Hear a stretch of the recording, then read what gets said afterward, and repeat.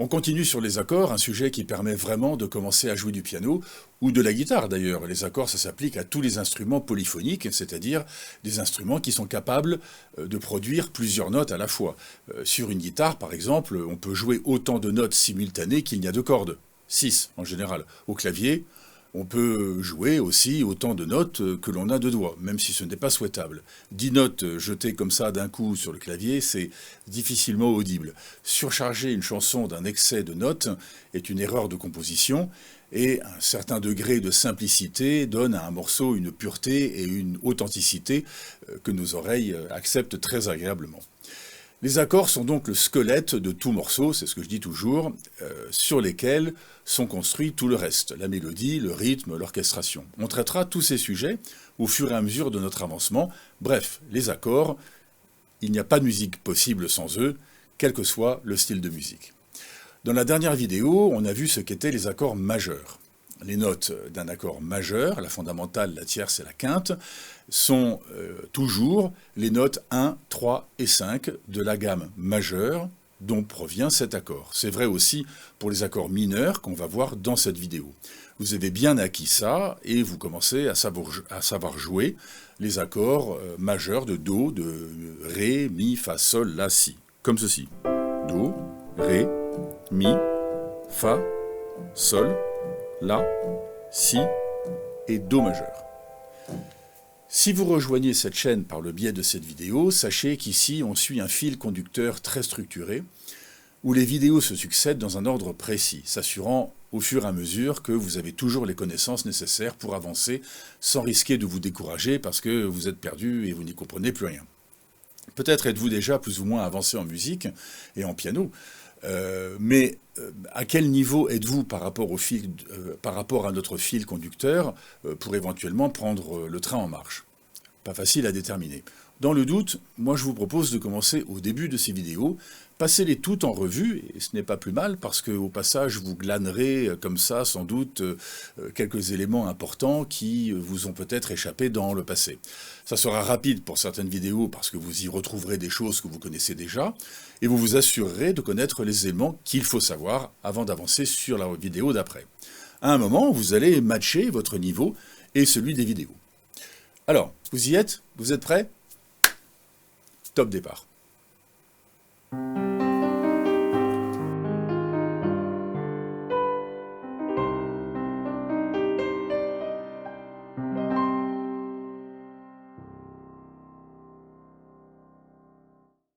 Bonjour à tous, je m'appelle Stéphane et je suis ravi de vous retrouver dans cette deuxième vidéo concernant les accords.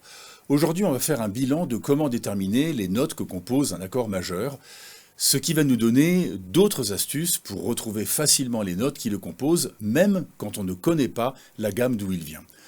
L'accord de Fa dièse majeur, par exemple, il vient de la gamme de Fa dièse majeur, ça on le sait déjà. Sa fondamentale, ça sera la note de Fa dièse, ça aussi on le sait déjà. Mais la tierce et la quinte, sans connaître cette gamme, comment peut-on s'y prendre? Il y a des moyens. Ensuite, on va voir les accords mineurs, et vous allez comprendre très vite que ces accords mineurs ne sont pas du tout un tout nouvel ensemble de 12 accords qu'il va falloir apprendre par cœur. Au contraire, ils obéissent aux mêmes règles que les accords majeurs, à une toute petite différence près, et que en fait les accords majeurs et les accords mineurs sont très intimement liés. Et pourtant, cette toute petite différence entre les accords majeurs et les accords mineurs va avoir ce même méga effet sur les accords que sur une mélodie quand on la joue en majeur ou en mineur. Vous vous souvenez de Frère Jacques, que l'on jouait en Do majeur, de façon normale, comme ça a été écrit à la base, et puis après on l'avait transformé en Do mineur. Vous avez entendu comme ça changeait de façon drastique sa couleur, comme ça changeait la façon évidente, le sentiment que l'air évoquait, à tel point que Mahler, vous vous souvenez, avait fait le même exercice en reprenant l'air de Frère Jacques, et on avait fait une marche funèbre quelques 120 ans avant que j'en ai eu l'idée à mon tour. En majeur, l'air est plutôt gai et enjoué, et quand on le transforme en mineur, alors là, il prend une tournure un peu plus sombre, triste ou mélancolique. Avec les accords, majeur et mineur, c'est pareil, vous allez entendre très bien que l'accord de Sol majeur, par exemple, est plus gai que son homologue Sol mineur, qui, lui, évoque un sentiment plus sombre et triste. Et pourtant, techniquement, Sous les doigts, la différence est minime, et donc très facile à mettre en œuvre sur le clavier. C'est pour ça que je ne vous ai pas infligé l'apprentissage des gammes mineures, à part celle de Do mineur. Il faut bien que vous souffriez un peu quand même, hein. Il faut bien que je me venge de mes anciens profs. Vous vous souvenez de ma chère et regrettée Madame Tape-Dur avec salade de bois? Non, je rigole. Ici, rien ne doit faire mal, tout doit être progressif, et pas de latte de bois. Mais bon, jouer au moins une ou deux gammes mineures, c'est toujours bon à avoir sous les doigts pour rester sensibilisé à ces gammes-là, et sert aussi à habituer votre oreille à la différence de sonorité entre le majeur et le mineur. Si vous connaissez un accord majeur, dès la fin de cette vidéo, vous saurez jouer son homologue mineur, car il y a une petite astuce toute simple qui les sépare pour un effet musical d'enfer. Vous allez voir. Mais avant les accords mineurs, revenons un instant aux accords majeurs de la dernière fois. Un accord de base est toujours composé des notes 1, 3 et 5 de sa gamme. Cette règle est vraie pour les accords majeurs et aussi pour les accords mineurs. On va voir ça dans un instant dans cette vidéo. L'accord de Mi majeur, par exemple, c'est Mi, Sol dièse et Si. Première, troisième et cinquième note de la gamme de Mi majeur. Vérifiez sur votre tableau des gammes majeures et regardez les notes 1, 3 et 5 en rouge à la ligne de Mi, c'est bien Mi, Sol dièse et Si. Et s'il y a une seule note de ces trois notes qui change, je ne sais pas, vous regardez quelqu'un jouer et il joue à un moment ceci, Mi, Sol dièse et Do, au lieu du Mi, Sol dièse, Si, eh bien ceci, Mi, Sol dièse, Do, n'est pas un accord de Mi majeur. C'est peut-être une variante de l'accord de Mi majeur, ou carrément un autre accord. Le seul accord qui possède Mi, Sol dièse, Si, c'est l'accord de Mi majeur, il n'y en a pas d'autre. Chaque accord de base est donc unique dans les trois notes qu'il contient. Si je prends l'accord de Do majeur, on le connaît par cœur, celui-là c'est Do, Mi, Sol. Aucun autre accord de base ne contient Do, Mi et Sol. Vous voyez comme c'est simple. J'insiste vraiment là-dessus parce que c'est très important de bien comprendre ce caractère unique de chacun des accords de base, de chacun des accords des 24 accords de base, 12 majeurs et 12 mineurs, et ça va nous faciliter beaucoup la vie. Je récapitule donc en résumant cette grande règle des accords. Chacun des 24 accords de base est unique dans les trois notes qu'il compose, fondamentale, tierce et quinte, et donc ne peut pas être confondu avec aucun autre accord de base. La dernière fois, on a vu les accords majeurs dont les fondamentales étaient les touches blanches de votre clavier. On a vu comme ça les accords majeurs de Do majeur, Ré majeur, Mi majeur, Fa majeur, Sol majeur, La majeur, Si majeur et Do majeur pour finir ma phrase musicale. Et je vous avais montré comment on fait pour trouver les trois notes d'un accord majeur de base. Je voudrais y revenir pour vous montrer d'autres façons de faire, bien pratiques selon la situation où on se trouve. Vous en connaissez déjà deux, mais reprenons-les toutes. Première façon de faire, vous avez sous les doigts, ou vous connaissez la gamme de l'accord que vous voulez jouer, et vous comptez simplement la première, troisième et cinquième note de la gamme majeure, et voilà, vous avez votre accord majeur de cette gamme. L'accord de Do majeur, par exemple, on le connaît par cœur, Do, Mi, Sol, c'est la première, voici la gamme de Do, la première, troisième et cinquième note de la gamme de Do majeur, ça vous fait votre accord de Do majeur, Do, Mi, Sol. Deuxième façon de faire, si vous ne connaissez pas la gamme de l'accord majeur que vous voulez jouer, vous pouvez simplement prendre votre tableau de gamme majeure et regarder la première, deuxième et troisième colonne pour avoir les trois notes de l'accord que vous cherchez. L'accord de Mi majeur, c'est donc Mi, Sol dièse et Si. Pratique. Quand on n'a pas envie de faire un petit effort de réflexion, c'est pardonnable quand on est débutant, le temps d'avoir les accords dans les doigts. Troisième façon de faire, et celle-là vous ne la connaissez pas encore, consiste à connaître les deux espacements qu'il y a entre les trois notes de l'accord, entre la fondamentale, la tierce et la quinte. Et pour un accord majeur, cet espacement est de 4 demi-tons et puis de 3 demi-tons. Je compte en demi-tons, c'est plus pratique puisque toutes les touches blanches et noires du clavier sont espacées d'un demi-ton. Alors pour l'accord de Do majeur, on le connaît, Do, Mi, Sol, ça fera Do pour la fondamentale, je rajoute 4 demi-tons, 1, 2, 3, 4, voici mon Mi, je rajoute encore 3 demi-tons, 1, 2, 3, et voici mon Sol. Do, Mi, Sol, voici mon accord de Do majeur. Si on le fait pour Mi majeur, par exemple, ça fait Mi pour ma fondamentale, je compte 4 demi-tons, 1, 2, 3, 4, voici ma tierce, je compte encore 1, 2, 3, Do, Sol dièse, Si, et voici mon accord de Mi majeur. Il faut juste se souvenir que les espacements entre les notes d'un accord majeur, c'est 4 demi-tons suivis de 3 demi-tons. Regardez, vous pouvez vous-même rajouter cette méthode facilement sur votre feuille de gamme majeure, comme j'ai fait ici, où j'ai rajouté 4 demi-tons entre la fondamentale et la tierce, et 3 demi-tons entre la tierce et la quinte. Votre tableau de gamme majeure et des accords majeurs est maintenant complet. Quatrième façon de trouver les notes d'un accord majeur, prenons par exemple un autre accord majeur qui vous est inconnu, mais que vous devez trouver. Disons l'accord majeur de Fa dièse. Vous ne connaissez pas la gamme de Fa dièse majeur, vous ne pouvez donc pas déterminer la première, troisième et cinquième note de cette gamme pour en faire votre accord. Vous n'avez pas votre tableau avec vous et en plus vous ne vous souvenez pas de l'espacement qu'il y a entre les 3 notes de l'accord. Mauvais élève. Vous savez quand même que la fondamentale de l'accord de Fa dièse, c'est Fa dièse. J'ai eu peur. Alors voilà comment on va faire. On va chercher un accord majeur que vous connaissez autour de ce Fa dièse. Alors juste en dessous, il y a le Fa. Est-ce que vous connaissez l'accord majeur de Fa? Non. Pourtant c'est un accord au petit cœur. Bon, on va en chercher un autre. Vous connaissez juste au-dessus, celui de Sol? Bah non plus. Bah alors, celui-là aussi vous devriez le connaître, il a un petit cœur à côté. Bah ouais, mais... On continue. Celui de Sol dièse? Bah non, celui-là vous ne le connaissez pas et c'est normal. Bon, alors on continue, on va descendre un peu. Le Fa, Mi. Ah oui, je connais celui-là. Mi, Sol dièse, Si. Ah. Bon, alors on va commencer. Alors, on va démarrer à partir de celui-là. L'accord de Mi, c'est Mi, Sol dièse, Si. Très bien, on va commencer par là. Alors, comment on fait maintenant? Entre la fondamentale de l'accord de Mi majeur, qu'on connaît, c'est le Mi, et la fondamentale de l'accord de Fa dièse majeur, l'accord que l'on cherche, c'est un Fa dièse, il y a 2 demi-tons. Il y a 2 demi-tons d'écart.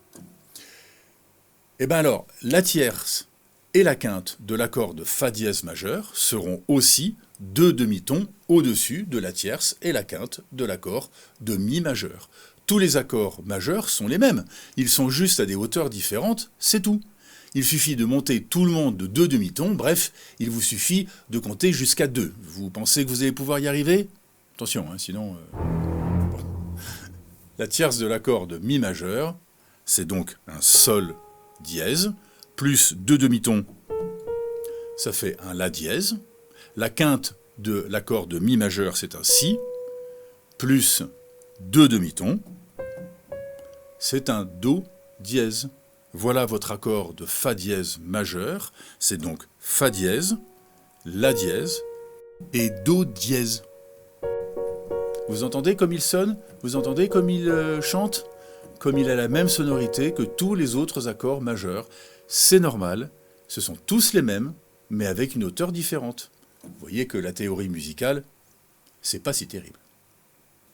Ce qui m'amène à la 5e façon de déterminer un accord majeur, à l'oreille. Écoutez, voici le Mi majeur, voici un La majeur, voici un Sol majeur. Vous entendez comme ces accords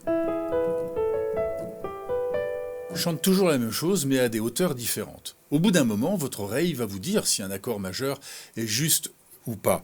Si je joue ça, votre oreille vous dit, je suis sûr déjà, ça c'est pas un Sol majeur. Ça c'est peut-être un sol majeur, oui. Si vous cherchez l'accord de Si majeur, par exemple, essayez d'autres accords à côté. Tiens, le Si, je vais écouter le La majeur, le voici. Le Si majeur, c'est quoi? Ça commence par la fondamentale de Si. Et puis par expérience, vous savez que la quinte, la tierce, elle sera par là, et que la quinte, elle sera par là. Alors essayez différentes combinaisons. La, Si. À force de tester des combinaisons de notes en comparant au La majeur que vous connaissez, vous allez finir par trouver les 3 notes qui sonnent comme le La majeur, mais un tout petit peu plus haut. Votre oreille est votre allié. Avec un peu d'expérience, elle vous dira si vous jouez un accord majeur ou pas.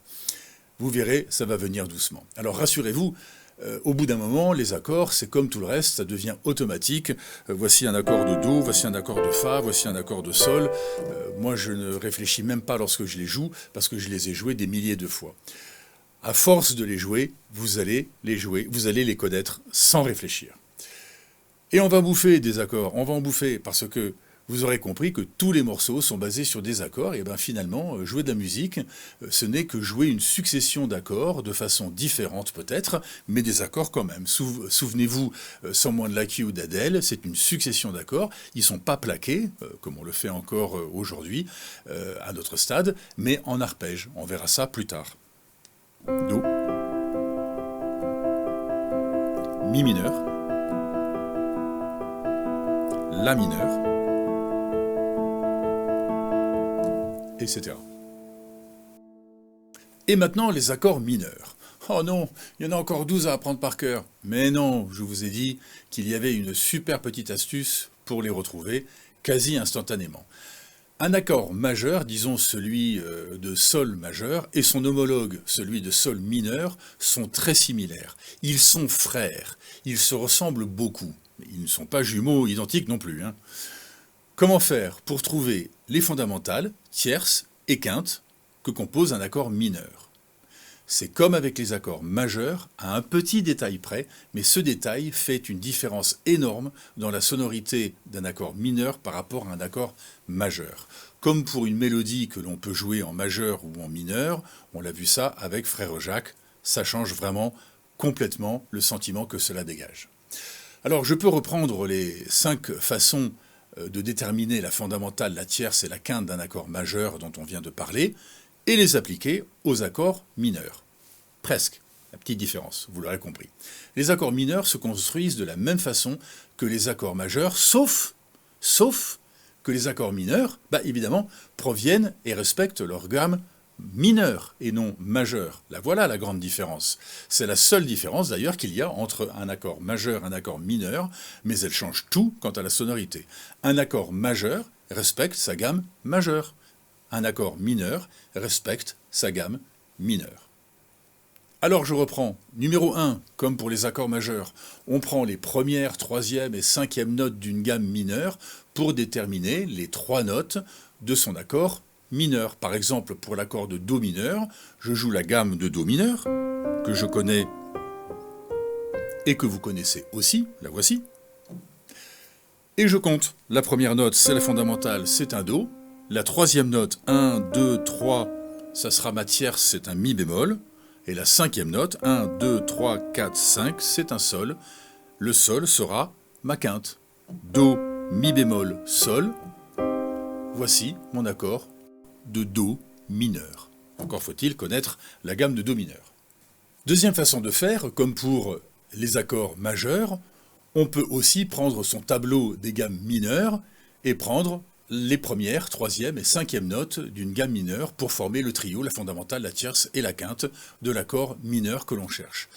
Comme dans le tableau des gammes majeures, j'ai mis la première, troisième et cinquième note de chaque gamme mineure en rouge pour que vous les trouviez instantanément et facilement.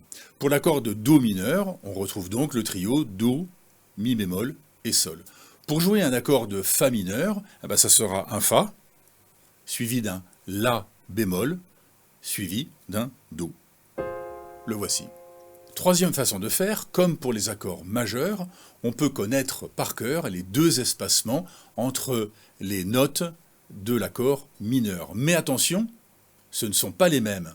C'est là que les 2 frangins ne se ressemblent pas. Les intervalles entre les 3 notes d'un accord majeur, c'est 4 demi-tons et 3 demi-tons, on vient de le voir. Pour les 3 notes d'un accord mineur, c'est 3 demi-tons et 4 demi-tons, c'est le contraire.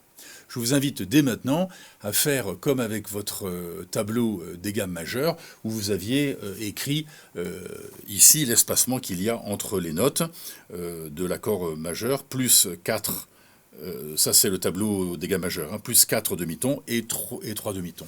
Faites pareil sur votre tableau des gammes mineures, sauf que là, ça sera 3 demi-tons et 4 demi-tons. Regardez par exemple l'accord de Do mineur. Je commence par un Do, je lui rajoute 3 demi-tons, 1, 2 et 3. Pardon, 1, 2, 3, ça me fait mon Mi bémol, et ensuite 4, 1, 2, 3, 4, ça me fait mon Sol. Et voilà. Vous avez vu les intervalles, pour un accord majeur, c'est 4 demi-tons, puis 3 demi-tons. Pour un accord mineur, c'est le contraire. 3 demi-tons, puis 4 demi-tons. 4-3 pour le majeur, 3-4 pour le mineur. Pour m'en souvenir, j'utilise une petite mémotechnique. Je me dis toujours que l'accord mineur, c'est le petit frère de l'accord majeur. Et donc 3-4 est plus petit que 4-3. Donc mineur, c'est 3-4 et majeur, c'est 4-3. Quatrième façon de déterminer le trio d'un accord mineur.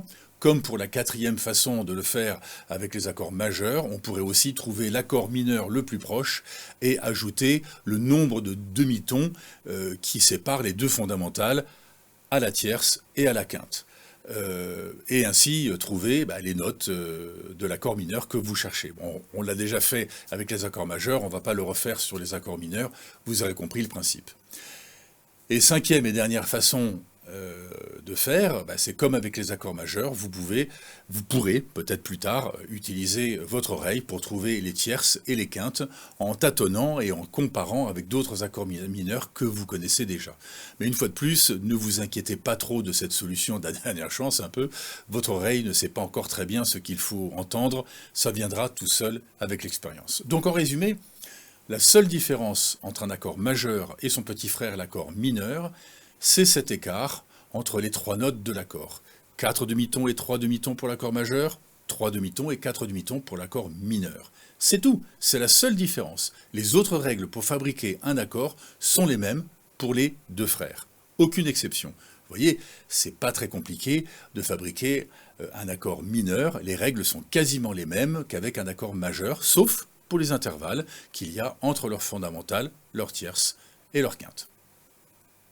Et en plus, j'ai encore mieux pour vous. Je viens de vous montrer 5 différentes méthodes pour construire les accords mineurs. Fallait que vous les sachiez pour ne pas mourir idiot.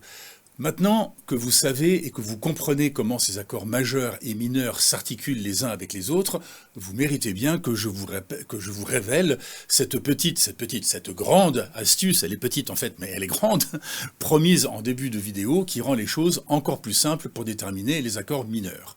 Regardez bien, prenons la gamme de Do majeur et la gamme de Do mineur. Vous connaissez bien ces deux-là maintenant. On les met l'une à côté de l'autre.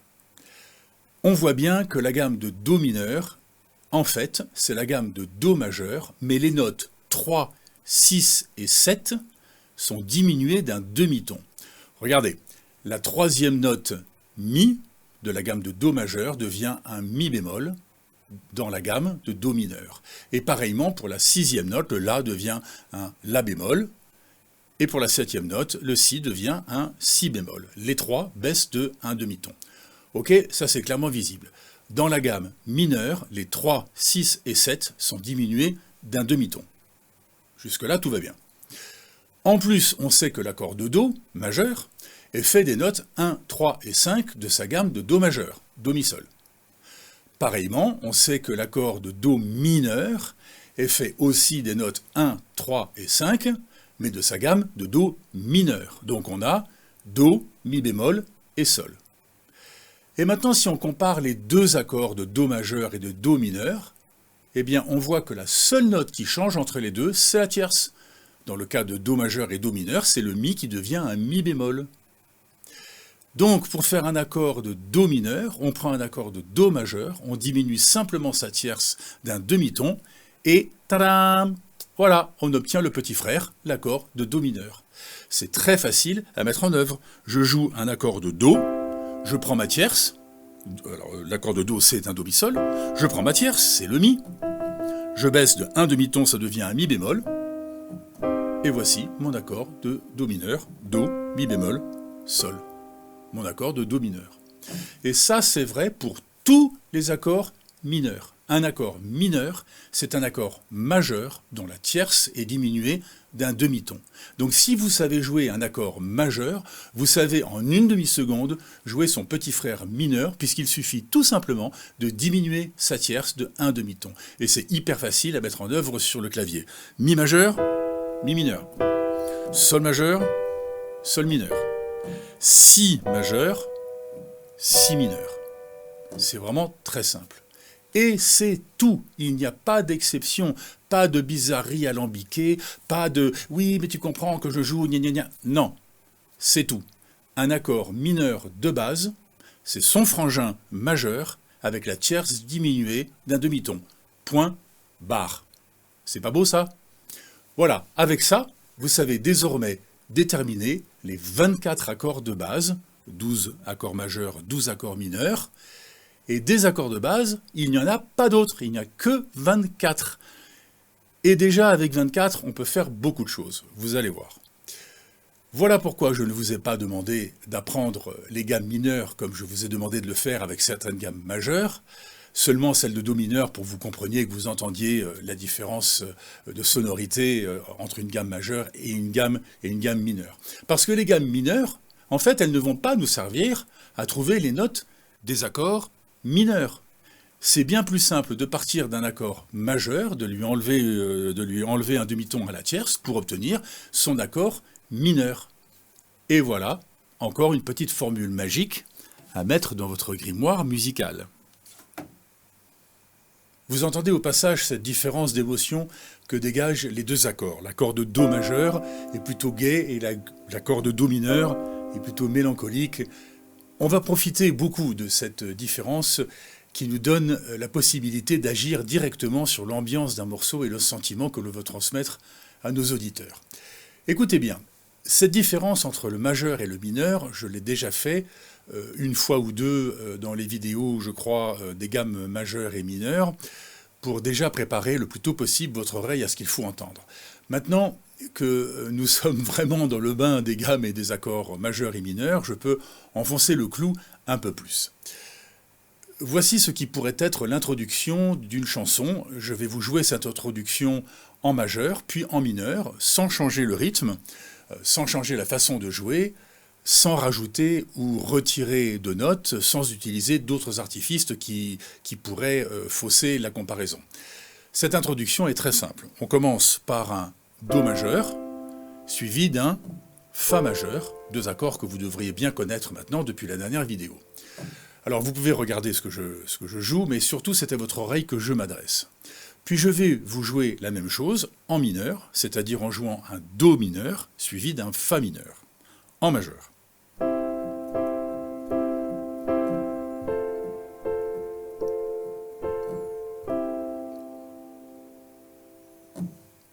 En mineur.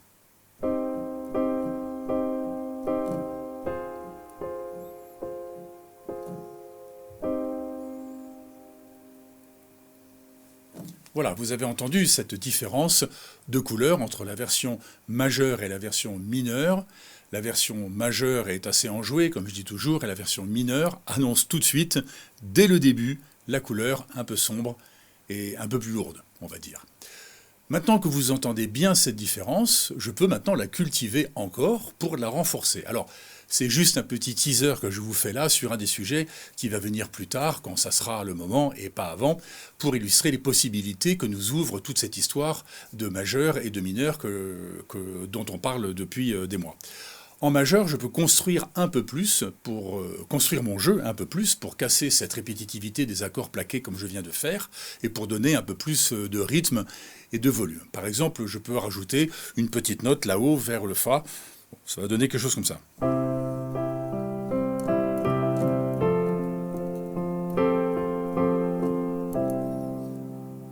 Par exemple. C'est toujours un Do majeur et un Fa majeur, hein, je n'ai toujours pas changé. J'ai juste brodé un peu dessus. En mineur, j'ai peut-être envie d'enfoncer encore ce côté sombre que donne déjà le fait qu'on joue en Do mineur, en introduisant quelque chose d'inhabituel, un truc qui dérange. Par exemple ceci.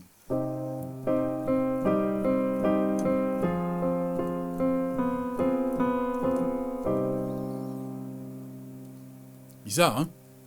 Vous vous souvenez quand je vous disais qu'on peut quand même sortir parfois de la gamme dans laquelle on joue, Do mineur en l'occurrence, mais qu'il fallait faire très attention à ce que l'on fait, sous peine de faire des fausses notes qui vont choquer l'oreille. Eh bien, voici un très bon exemple. Le Si que j'introduis dans le Fa mineur, cette note-là. Sa présence est donc inhabituelle puisqu'elle ne provient pas de la gamme de Do mineur et elle provoque ce son un petit peu bancal, qui sonne presque faux. Pourtant, techniquement, c'est bien une fausse note, puisqu'elle n'a rien à faire ici dans un morceau que l'on joue en Do mineur, puisque ceci, cette note-là, n'appartient pas à la gamme de Do mineur. Et pourtant, on peut quand même s'en servir avec parcimonie pour faire un effet un peu spécial. Et cet effet, vous le connaissez déjà, on en a déjà parlé, c'est cet effet de tension et de résolution. Je crée une tension. Regardez.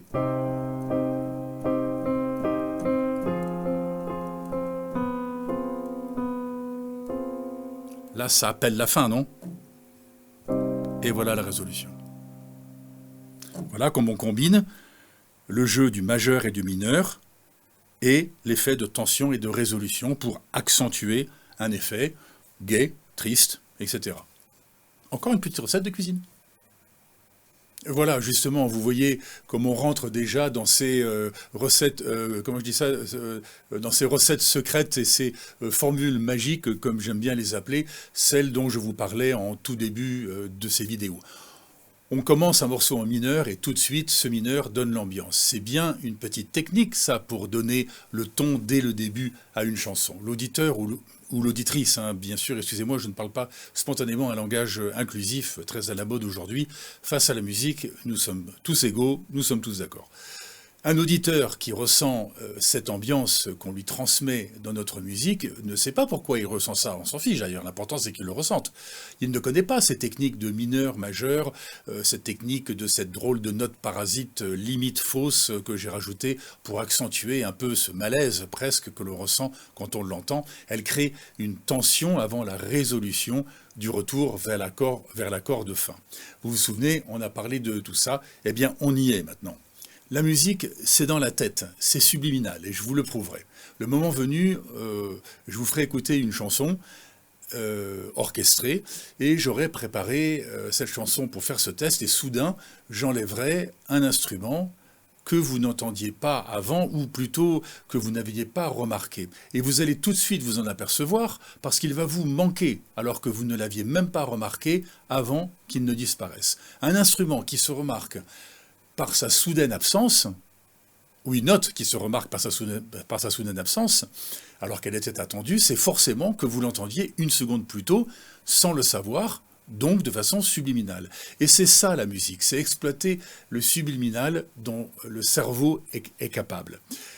C'est jouer avec les majeurs, les mineurs et avec des petites notes assassines comme j'ai fait. Jouer en mineur ou en majeur, c'est agir sur le subliminal du cerveau et il y a d'autres formules comme celle que je viens d'utiliser, cette petite note qui fait tordre la musique. Vous vous souvenez, comme je disais, que la musique est un jeu de sadomaso. Je te le donne, mais pas vraiment, et puis je te le reprends pour mieux te le rendre plus tard, mais en mieux, et puis je te dérange avec une sale petite note qui n'a rien à faire là, pour le plaisir de la retirer après. C'est ça la musique. Et nous, dans ces vidéos, on va utiliser le piano pour faire ça. Ça y est, vous allez encore me prendre pour un fou illuminé. Moquez-vous, vous verrez. Je vous convaincrai un jour, je vous convaincrai.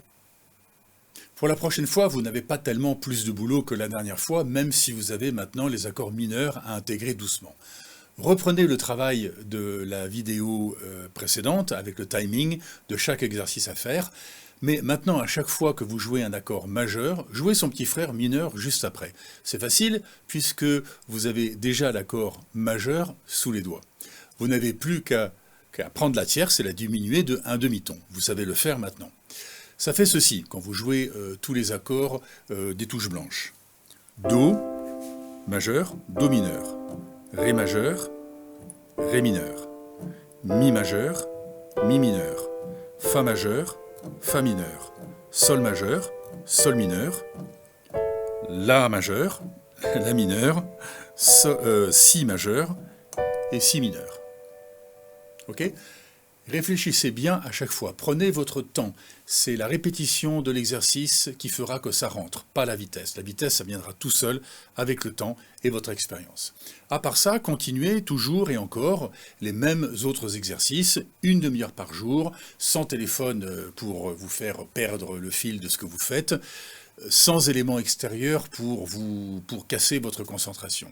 Vous et votre piano, seul, une montre visible pour ponctuer vos exercices, un petit café, un thé, ce que vous voulez, pour faire une pause de quelques secondes entre les exercices, bien assis sur votre siège, dans la bonne position. On laisse les emmerdes de la vie au dehors, juste pour une demi-heure.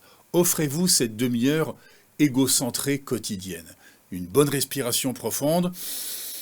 On ferme les yeux pendant 5 secondes, on expire, on se sent bien, on rouvre les yeux, on rentre dans sa bulle et on n'en ressort pas avant une demi-heure. C'est comme ça que nos cerveaux sont le plus réceptifs à ce qu'on leur demande d'apprendre. Si on m'avait expliqué tout ça quand j'ai commencé le piano, alors je vous souhaite un bon travail. Si vous en êtes là, je vous tire mon chapeau, vous avez fait bien du chemin. Si vous avez commencé au début, ce que j'espère pour votre progression. Bien à vous, à la prochaine, et musicalement vôtre. Bye.